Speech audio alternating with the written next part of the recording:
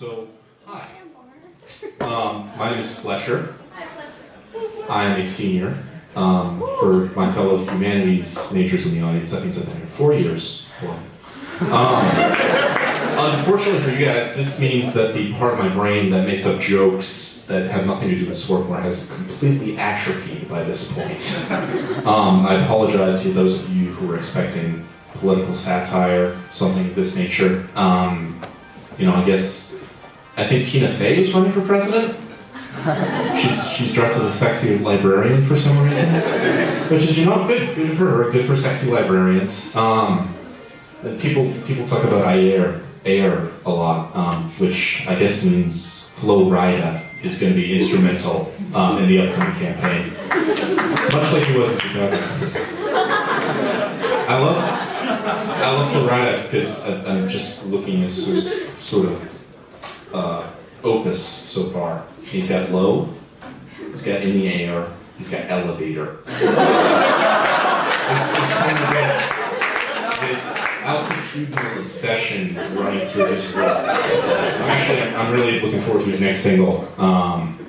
It's called Inexplicably Hovering 18 Inches Above the Flow,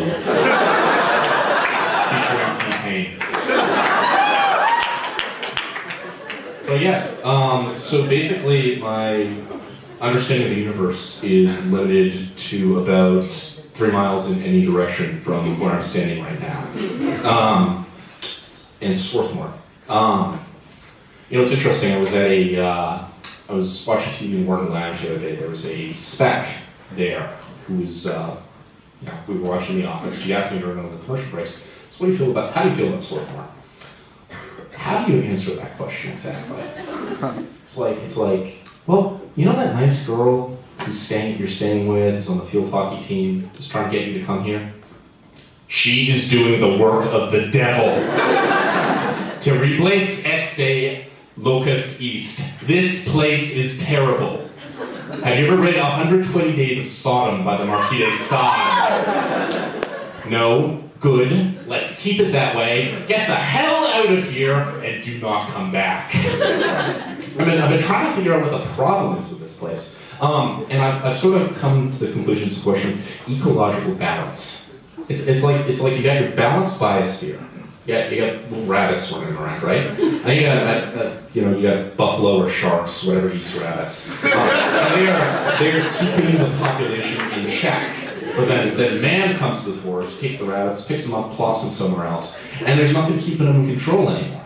And that's what Swarthmore is. We were in high school. Most of us were geeks. Most of us weren't the popular kids. And now we're just running wild. Swarthmore's like, you guys know that episode of South Park where there are little woodland critters and they're all scared of the mountain lion? So then Stan goes and kills the mountain lion, and then, whoops, the little animals actually want to resurrect the Antichrist. That's kind of Swarthmore, in my opinion. And really, you think about it, look at the social groups at this school. Who's going to keep everyone else in check? Who's going to crawl up to the top of the food chain? The hipsters.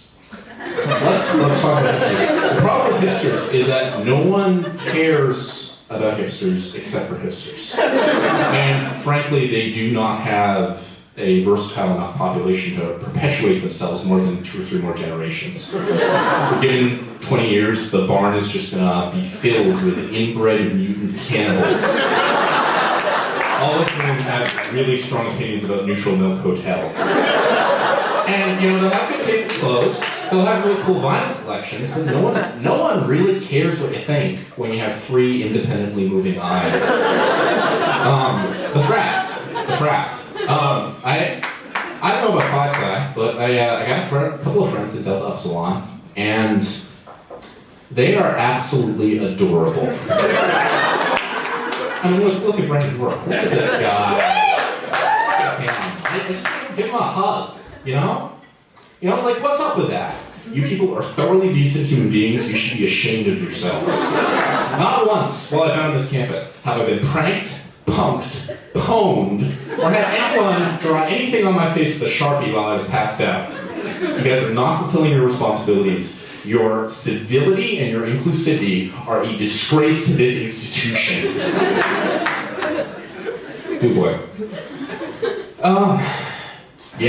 Basically what it comes down to, when I was in high school, the douchebag kids really bothered me. They really got me down, but now I realize I kind of miss them. It's like, come back, douchebag kid. Always forgiven. You are my muse. You are my inspiration. You shove me into that locker and it just makes me light up, And without you, life is solitary, poor, nasty, perdition short. See, this is the shit I'm talking about. I made a Hobbes reference. No one threw anything at me. No one came out of the audience and side-checked me.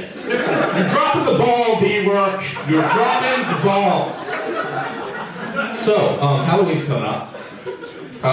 It's actually interesting. Following October break, there's sort of this conventional wisdom that it's okay to hook up with freshmen now. That I don't quite understand.